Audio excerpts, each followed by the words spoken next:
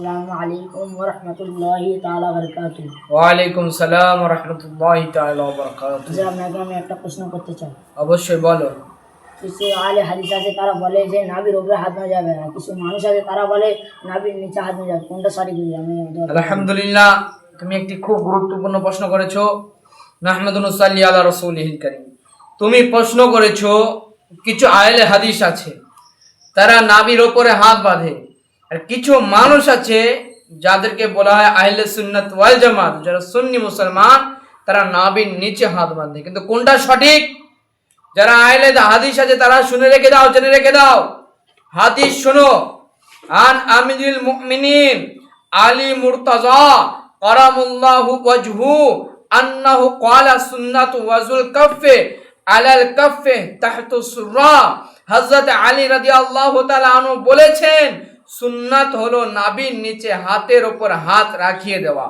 হযরত আলী থেকে হাদিস বর্ণিত হয়েছে, হযরত আলী নিজে বললেন সুন্নাত হলেন আল্লাহ রাসূল, সুন্নাত আল্লাহ রাসূল নিজে করেছেন নাভির নিচে হাতের উপর হাত বাঁধিতেন। এই হাদিসটা কোথায় আছে? শাইহুল বিহারী 385 পৃষ্ঠার মধ্যে এই হাদিসটা আছে। দ্বিতীয় নম্বর হাদিস শুনো। হাদিস শরীফের মধ্যে বলছেন আন আবি ওয়াইল ক্বালা ক্বালা আবু হুরায়রা আফজালুল কাফি আলাল কাফি ফি সলাতি তাহতু সুররা।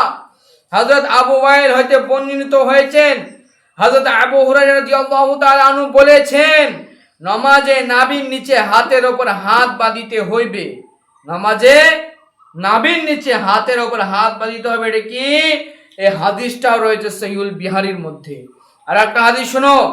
আন ওয়াইল ইবনে হুজার ক্বালা রাআইতু রাসূলুল্লাহ সাল্লাল্লাহু আলাইহি ওয়াসাল্লাম ওয়াজা ইয়ামিনাহু আলা সিমালিহি তাহতু সুররা। হযরত ওয়াইল ইবনে হুজার বলিয়াছেন, আমি দেখেছি হুজুর পাক সাল্লাল্লাহু আলাইহি ওয়াসাল্লাম নাভির নিচে তাহার বাম হাতের ওপর ডান হাত রাখিতেন। হাদিস থেকে প্রমাণ হলো হযরতে ওয়াইল ইবনে হুজার তিনি রাসূল সাল্লাল্লাহু আলাইহি ওয়াসাল্লামকে নিজ চোখে নিজ অবস্থায় দেখেছেন।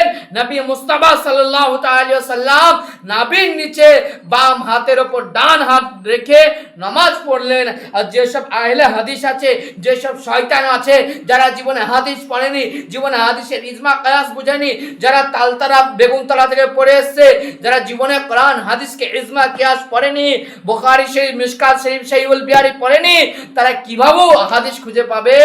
হাদিস নাম্বার আমি প্রমাণ দিয়ে দিলাম 385 পৃষ্ঠার মধ্যে শাইহুল বিহারীর মধ্যে এই সব প্রমাণ আছে।